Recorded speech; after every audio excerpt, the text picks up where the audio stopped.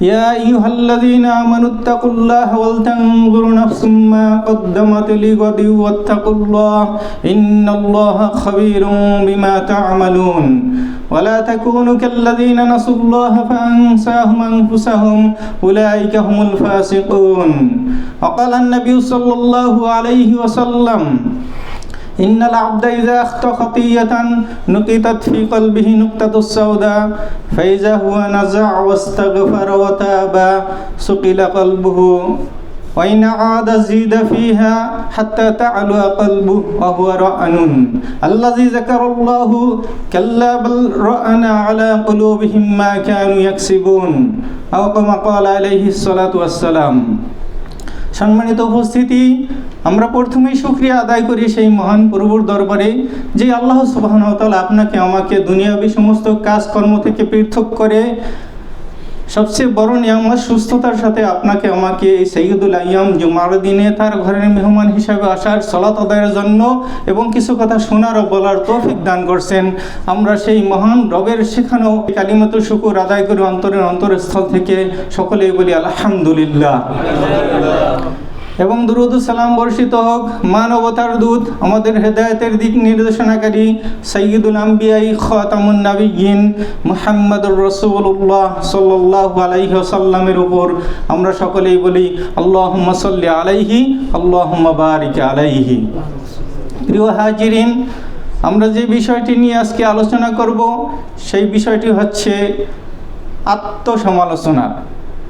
আমি যে বিষয়টি নিয়ে আপনাদের সম্মুখে আজকে কথা বলতে চাচ্ছি সেটার নাম হচ্ছে আত্মসমালোচনা, অর্থাৎ নিজের হিসাব নিজে গণনা করা।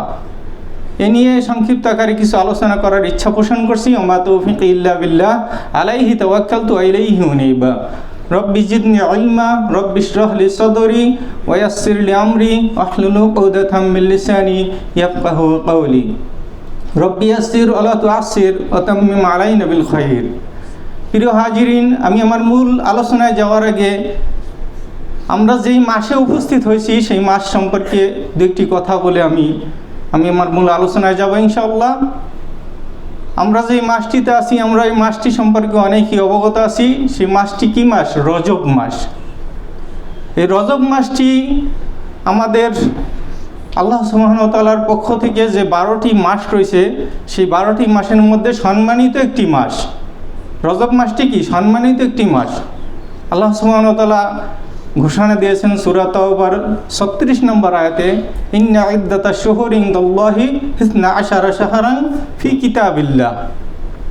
আল্লাহ সুবহানাহু ওয়া তাআলা লিখে রেখেছেন ওই দিন থেকে ইয়াউমা খালাকাস সামাওয়াতি ওয়াল আরদ 12টি মাস লিখে রেখেছেন তার কিতাবে। মিনহা আরবাতুন হুরুম, তার ভিতরে 4টি মাস হচ্ছে কি? সম্মানিত মাস। এর ভিতরে ধারাবাহিক হচ্ছে জুলহজ, জুলকদা, জুলহজ এবং মুহররম, এই 3টি হলো ধারাবাহিক। আর একটা হচ্ছে এই রজব মাস। যালিকা দ্বীনুল কাইয়্যিম, এটাই হচ্ছে পরিপূর্ণ দিন। এবং আল্লাহ সুবহানাহু ওয়া তাআলা এখানে আমাদের সবচেয়ে সতর্ক একটা বাণী দিয়ে আমাদেরকে শেষ করছেন, যেটা ফালা তাজলিমু ফীহিন্না আনফুসাকুম, অর্থাৎ এই সম্মানিত মাসগুলোর ভিতরে যেন আমরা নিজেরা নিজেদের উপর কি না করি? জুলুম না করি, আমাদের আত্মার উপর যেন জুলুম না করি। আমরা এই সম্মানিত মাসের সম্মানার্থে আমরা অন্তত গুনাহ থেকে বেঁচে থাকব। বিশেষ করে রাসূল সাল্লাল্লাহু আলাইহি ওয়াসাল্লামের থেকে এই রজব মাসে বিশেষ কোনো খাস আমল নেই, কোনো সালাতও নেই, কোনো সিয়ামও নেই, কোনো লাইলাতুল বরাত বা লাইলাতুল মিরাজ বা এই ধরনের কোনো সহিহ হাদিস বা রাসূল সাল্লাল্লাহু আলাইহি ওয়াসাল্লামের রিওয়ায়াত থেকে সাহাবীদের থেকে কোনো সুনির্দিষ্ট কোনো বাণী পাওয়া যায় না যেটা খাস করে কোনো আমল আছে এই মাসে। কিন্তু একটা জিনিস আছে, যেটা হলো আমাদের অন্তরের উপরে, আমাদের নিজের আত্মার উপরে আমরা যেন জুলুম না করি। এই জুলুমের মানে আমরা যেন গুনাহে লিপ্ত না হই, অন্তত এই মাসের সম্মানার্থে আমরা যেন পাপাচারে লিপ্ত না হই। যদি আপনি আমি এই মাসটাকে সম্মান দিয়ে পাপ থেকে গুনাহ থেকে বাঁচতে পারি, তাহলে দেখবেন যে বাকি মাসগুলো আমরা গুনাহ থেকে বাঁচতে পারবো। সেই তৌফিক আল্লাহ আমাদেরকে দান করবেন, সুবহানাল্লাহ। এই জন্য সাহাবীরা বেশিরভাগ দোয়া করতেন, আল্লাহুম্মা বারিক লানা ফি রজব ওয়া শাবান ওয়া বাল্লিগনা রমাদান। হে আল্লাহ, এই রজব এবং শাবান মাসে আমাদেরকে বরকত দান করুক, বরকতময় করুন, এবং আমাদেরকে রমজান মাস পর্যন্ত হায়াত পৌঁছে দিন। সুবহানাল্লাহ, আমাদের রমজান মাস পর্যন্ত আমাদের কি করেন? হায়াত পৌঁছে দিন। তো বিশেষ করে আমরা এই জিনিসটা খেয়াল করব, যেহেতু আমরা অনেকেই অবগত নাই যে রজব মাস, আমরা হিজরি মাস সম্পর্কে অনেকে ধারণা নাই, এই জন্য আমরা হিজরি মাস সম্পর্কে অবগত না, বেশিরভাগ আমরা ইংলিশের সাথে পরিচিত। এই জন্য আমরা এই মাসটিকে সম্মান দিয়ে আমরা অন্তত গুনাহ থেকে বেঁচে থাকবো এবং বেশি বেশি নেকামল করার চেষ্টা করব। যতটা পারি নেকামল করো।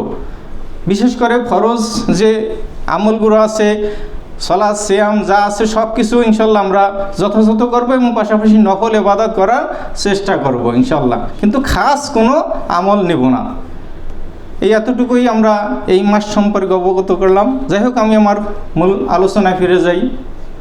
যেটা নিয়ে কথা বলতে চাইছিলাম, আত্মসমালোচনা। এটা অত্যন্ত একটি গুরুত্বপূর্ণ একটি বিষয়। আমরা জানি একটা আছে সমালোচনা, আর একটা আছে আলোচনা, আর একটা আছে কি আত্মসমালোচনা। একটা সমালোচনা যেটা আমরা একে অপরের গীবত করে থাকি, একে অপরের অগোচরে আলোচনা করে থাকি তার ভালো মন্দ নিয়ে, এটা কি বলে? সমালোচনা। তো এই সমালোচনার ভিতরে গুনাহ রয়েছে, পাপ রয়েছে, কবিরা গুনাহ পর্যন্ত হয়ে থাকে আমরা জানি। এরপরে আর একটা হচ্ছে আলোচনা, যেটা আমি এই আজকে করতেছি জুমার খুতবা, এইটা একটা আলোচনা, বা আমরা দিনই আলোচনায় মজলিসে বসে আলোচনা করি।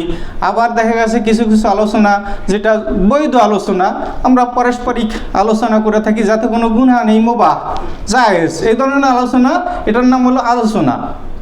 আর একটা হলো আত্মসমালোচনা, এটা হলো সর্বশ্রেষ্ঠ আলোচনা। আপনি নিজেকে নিজে যেই আত্মসমালোচনা করবেন, নিজের হিসাব নিজে গণনা করবেন, এটার নাম হচ্ছে সর্বোত্তম আলোচনা। অন্যের দোষ ত্রুটি তালাশ না করে নিজের দোষ ত্রুটি তালাশ করে যে আলোচনাটা নিজের আত্মার সাথে করতে পারবে, এটা হচ্ছে সবচাইতে উত্তম আলোচনা। প্রিয় ভাইয়েরা, আল্লাহ সুবহানাহু ওয়া তাআলা আমাদেরকে, এই মানব জাতিকে আশরাফুল মাখলুকাত হিসেবে দুনিয়াতে প্রেরণ করেছেন স্বাধীন চিন্তা শক্তি দিয়ে, স্বাধীন বিবেক বিবেচনা দিয়ে, স্বাধীন আকল দিয়ে। তো আল্লাহ সুবহানাহু ওয়া তাআলা শামসের ভিতরে, সূরাতুশ শামসের ভিতরে বলেছেন যে ওয়ানাফসি ওয়া মা সাওয়াহা, ওয়ানাফসি ওয়া মা সাওয়াহা, আমি এই আত্মাকে, আমরা যে আল্লাহ সুবহানাহু ওয়া তাআলা আমাদের ভিতরে যে একটা আত্মা দিয়েছে, এই আত্মাকে সুষম করে তৈরি করেছেন।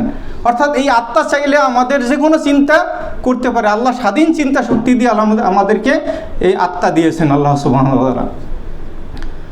ফালহামাহা ফুজুরাহা ওয়া তাকওয়াহা, আমরা চাইলে এই আত্মা দিয়ে খারাপ চিন্তাও করতে পারি, গুনাহও করতে পারি, অথবা তাকওয়াও অবলম্বন করতে পারি।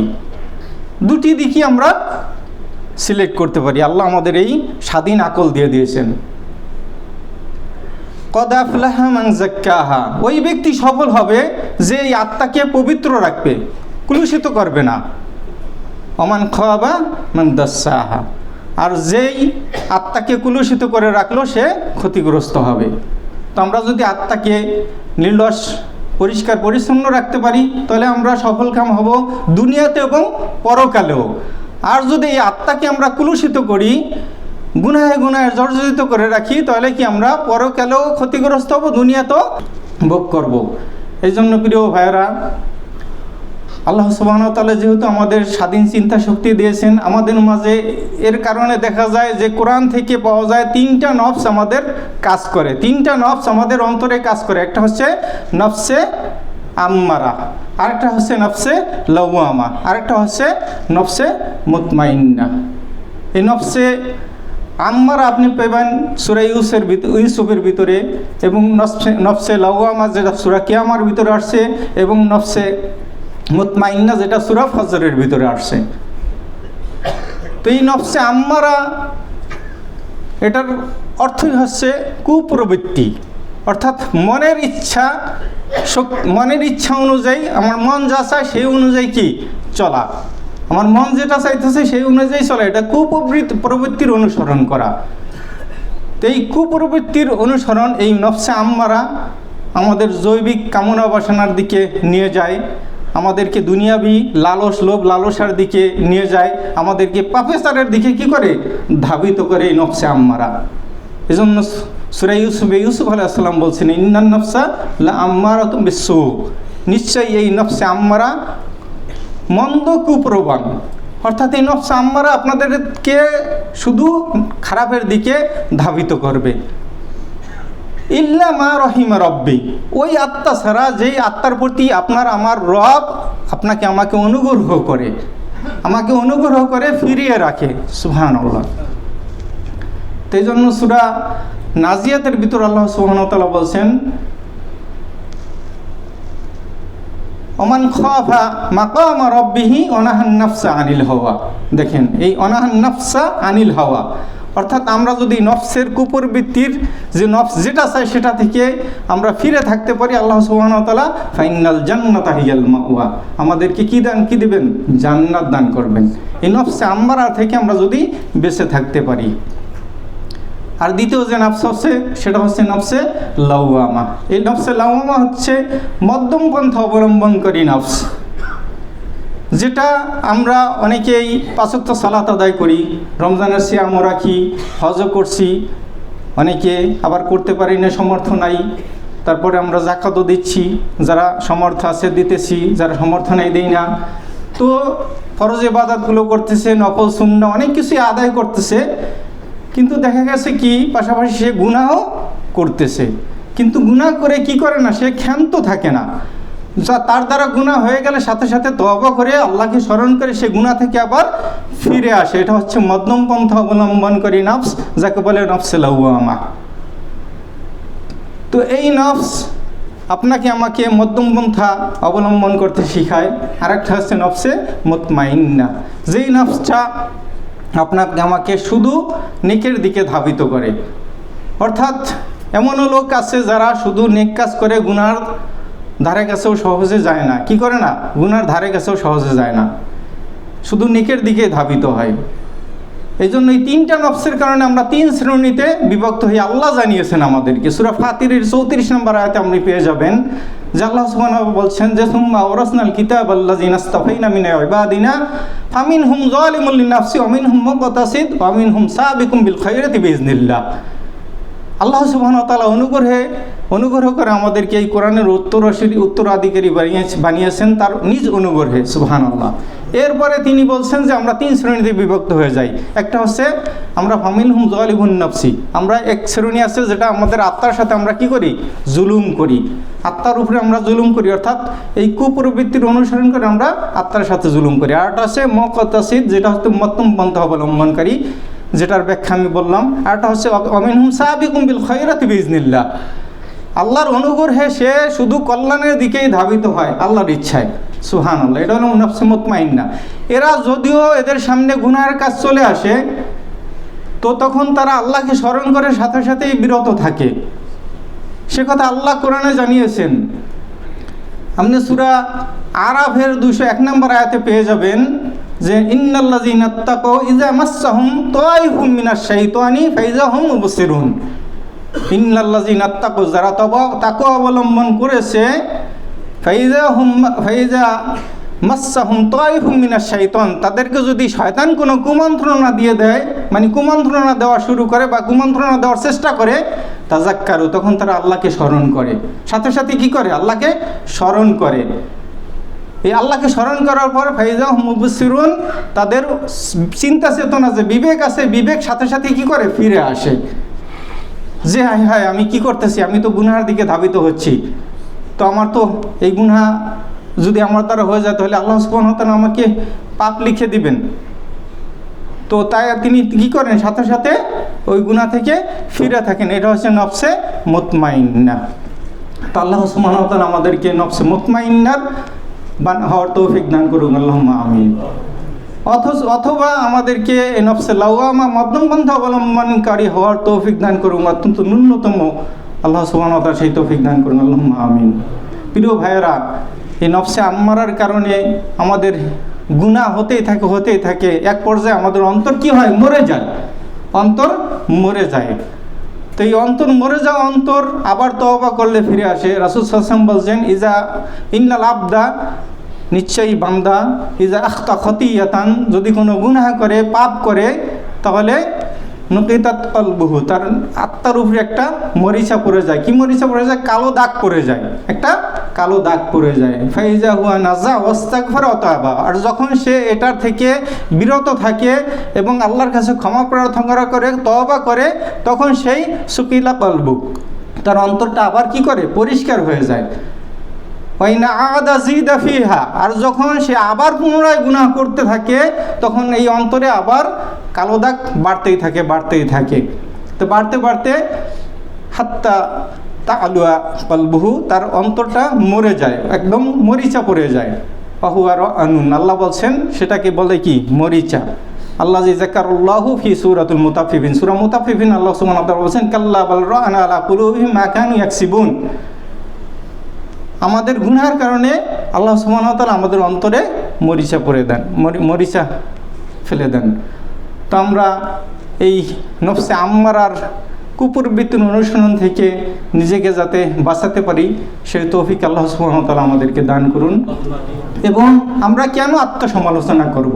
আত্মসমালোচনা কেন করতে হবে আমাদেরকে? আল্লাহ সুবহানাহু ওয়া তাআলা আমাদেরকে নির্দেশ দিয়েছেন, আমাদের উপরে অপরিহার্য করে দিয়েছেন।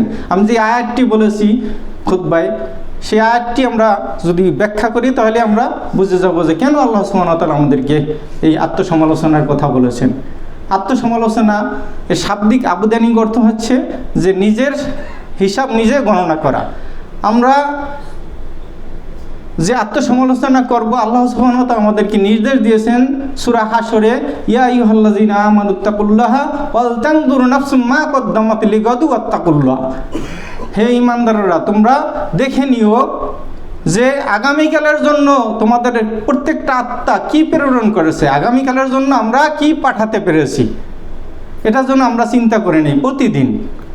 তো আমরা আজকে সকাল থেকে 24 ঘন্টার ভিতরে কতটুকু কে আগামীকালের জন্য, পরকালের জন্য কি সম্বল পাঠাইতে পারলাম, সে নিয়ে যেন আমরা চিন্তা ভাবনা করি। ইন্নাল্লাহা খাবীরুম বিমা তা'মালুন, আল্লাহ সুবহানাহু ওয়া তাআলা আমাদের সব কর্ম সম্বন্ধে কি সম্যক অবগত, খুব ভালোভাবে জানেন। এরপরে বলছেন ওয়ালা তাকুনু কাল্লাযীনা নাসুল্লাহা ফাআনসাহুম আনফুসাহুম, তোমরা ওদের মতো হও না যারা আমাকে ভুলে আছে। যদি তাদের মতো হও তাহলে ফাআনসাহুম আনফুসাহুম, আল্লাহ আমাদেরকে আত্মভোলা করে দিবেন। নাউজুবিল্লাহ। আমরা যেন এই আত্মভোলা থেকে আল্লাহ স্মরণ রেখে আল্লাহ স্মরণে থাকতে পারি। আল্লাহ তৌফিক দান করুক, আল্লাহুম্মা আমিন। এই জন্য আমাদেরকে এই আত্মসমালোচনা করতে হবে, নিজের হিসাব নিজে করে নেবেন। আমরা যেই কাজটি করব খুব বিচক্ষণতার সাথে, সারাদিনে যে কাজগুলো করব বিচক্ষণতার সাথে। কেননা যদি বিচক্ষণতার সাথে আপনি কাজ করতে পারেন, তাহলে আপনি সারাদিন পরে 24 ঘন্টা পরে আপনার রাত্রে যখন আপনার নিজের হিসাব নিজে মিলাতে যাবেন, তখন আপনার হিসাবটা নেওয়া কি সহজ হয়ে যাবে। আপনি যে কাজটি করতে যাচ্ছেন সেই কাজটি নিয়ে আগে ভাববেন যে এই কাজটি যেখানে আমি আছি, এই কাজটির উপরে আল্লাহ সন্তুষ্ট কিনা, আল্লাহ সুবহানাহু ওয়া তাআলা এর উপরে রাজি খুশি আছেন কিনা। যদি থাকেন তাহলে কাজটি সম্পন্ন করবেন। আর যদি দেখেন যে না, এই কাজটিতে আল্লাহ সুবহানাহু ওয়া তাআলা সন্তুষ্ট নাই, রাসূল সাল্লাল্লাহু আলাইহি ওয়াসাল্লামের তরিকা অনুযায়ী না, এখানে আমার এই কাজটি করলে গুনাহ হচ্ছে, তাহলে সেই কাজটি থেকে আপনাকে আমাকে বিরত থাকতে হবে। যদি এভাবে আমরা সারাদিন পার করতে পারি, আল্লাহর দেওয়া বিধান, রাসূলের দেওয়া তরিকা, তার অনুসরণের মাধ্যমে আমরা কাটাতে পারি, তাহলে সারাদিন পরে দেখবেন যে 24 ঘন্টা পরে আপনার এই 24 ঘন্টার যে নিজের নফসের মুহাসিবাতুন নফস, আত্মসমালোচনা, এটা আপনার জন্য আমার জন্য করা কি হবে? সহজ হয়ে যাবে, নইলে কঠিন হয়ে যাবে, আপনি হিসাব মিলাতে পারবেন না। তো এই জন্য ওমর ফারুক রাদিয়াল্লাহু তাআলা আনহু তিনি বলছেন, হাসিবু আনফুসাকুম ক্বাবলা আন তুহাসাবু, তোমরা ওই চূড়ান্ত হিসাব আল্লাহ সুবহানাহু ওয়া তাআলা নেওয়ার পূর্বে নিজেদের হিসাব মিলিয়ে নাও। ওয়াজিনু আনফুসাকুম ক্বাবলা আন তুজিনু, এবং তোমাদের এই চূড়ান্ত আল্লাহ সুবহানাহু ওয়া তাআলা মিজানের পাল্লা আমাদের আমলনামা উঠানোর আগে আমরা যেন নিজেদের হিসাবকে ওজন করে নেই। ফাইন্নাহু আহওয়ানা আলাইকুমুল হিসাবা গাদান, পরকালে তোমাদের জন্য হিসাব গ্রহণ করা আল্লাহ সুবহানাহু ওয়া তাআলার কাছে হিসাব সহজ হয়ে যাবে যদি হাসাবু আনফুসাকুম লিয়াউম, যদি আজকে তোমরা হিসাব মিলিয়ে নাও। সুবহানাল্লাহ। এবার ইমাম শাফি রাহিমাহুল্লাহ একটি সুন্দর 5টি কথা আমাদের বলেছেন যে 5টি বিষয়ের সম্মুখীন হওয়ার পূর্বে আমরা যেন 5টি বিষয়ে আমল করে নেই। 5টি বিষয়ের সম্মুখীন হওয়ার পূর্বে আমি এই কথা বলে শেষ করবো আমার খুতবা। তো তিনি বলেছেন ইমাম শাফি রাহিমাহুল্লাহ, আকালুন নাস, সবচাইতে বিজ্ঞ ওই ব্যক্তি, আকালুন নাস, সবচাইতে শক্তিশালী বিজ্ঞ ওই ব্যক্তি, বিবেকমান ওই ব্যক্তি, মান তারাকা দুনিয়া ক্বাবলা আন তুতরাকাহু, যে যাকে দুনিয়া ছেড়ে দেওয়ার আগে দুনিয়া সে ছেড়ে দেয়, দুনিয়া ছেড়ে দেওয়ার আগে দুনিয়া যেন সে ছেড়ে দেয়। তার মানে আমরা পরকালকে প্রাধান্য দিব দুনিয়া ছাড়ার আগে, দুনিয়া আমাকে ছেড়ে দেওয়ার আগে। দুনিয়া আমাকে মালাকুল মউত ডাক দিলে আমি দুনিয়াতে থাকতে পারবো না। তো এই জন্য আমাকে দুনিয়া যখন ডাক ছেড়ে দিবে এর আগে যেন আমি দুনিয়া ছাড়ি, অর্থাৎ পরকালকে প্রাধান্য দিই। এরপরে তিনি বলছেন আনারা কবরাহু ক্বাবলা আন ইউসকিনাহু, তোমরা কবরকে আলোকিত করো তোমাদের ওই কবরে বসবাস করার পূর্বে। আমরা যেন কবরকে আলোকিত করে নিই, আমাদের নেক আমল দ্বারা, ভালো আমল দ্বারা যেন কবরকে সুসজ্জিত করে নেই, আমাদের ওই কবরে শায়িত হওয়ার আগে, কবরে বসবাস করার আগে। ও আরো রব্বাহু ক্বাবলা ইয়ালকাহু, অর্থাৎ আমরা যেন রবকে সন্তুষ্ট করে যাই তিনি আমাদের তার সাথে সাক্ষাৎ হওয়ার আগে, তার কাছে সাক্ষাৎ করার পূর্বেই যেন আমরা রবকে সন্তুষ্ট করে যাই। এরপর আর একটা সেন্সিটিভ কথা যেটা, যে সল্লাল জামাতি ক্বাবলা আন তুসাল্লি আলাইহিল জামাআত, সল্লাল জামাতি, আমরা যেন 5 ওয়াক্ত সালাত, সালাতুল মাকতুবা, 5 ওয়াক্ত সালাত জামাতের সাথে আদায় করি, ক্বাবলা আন তুসাল্লি আলাইহিল জামাআত, আমাদের উপর সালাত আদায় করার পূর্বে। আমাদের উপর সালাত আদায় করা বুঝেন, আমাদের যখন মালাকুল মউত এসে রিহুটা নিয়ে যাবে, আমাদের জানাজার জন্য প্রস্তুতি নিবে কিনা? তো খাটে শুয়ে রেখে আপনাকে খাটে শুয়ে রেখে এরপর আমার জন্য জামাতবদ্ধ আকারে জানাজা সালাত আদায় করবে কিনা? এই জানাজা সালাত আদায় করার পূর্বে আমরা যেন 5 ওয়াক্ত সালাত জামাতের সাথে আদায় করি ভাইয়েরা। এ ব্যাপারে যেন আমরা গাফলতি না করি। একটু মনে রাখবেন যে আমরা যেন 5 ওয়াক্ত সালাত একটু গাফলতি না করি।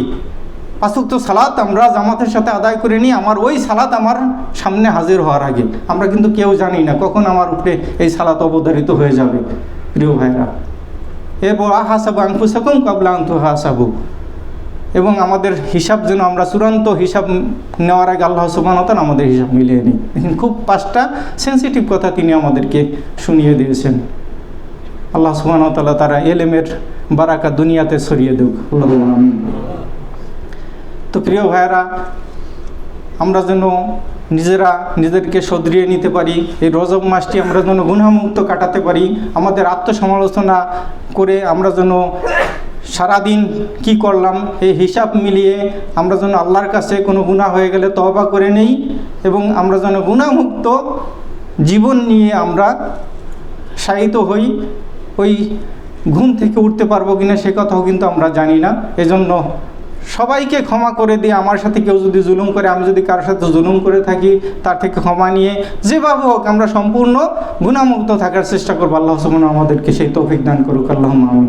বারাকাল্লাহু লি ওয়া লাকুম বিল কুরআনি ওয়াস সুন্নাহ ওয়া নাফা'নি ওয়া ইয়্যাকুম বিমা ফীহি মিন আয়াতি ওয়া যিকরিল হাকীম। আকুলু কাওলি হাযা আস্তাগফিরুল্লাহ লি ওয়া লাকুম ওয়া লিসাইরিল মুসলিমিনা মিন কুল্লি যানব ফাস্তাগফিরুহু ওয়া তুবু ইলাইহি ইন্নাহু হুয়াত তাওয়াবুর রাহিম।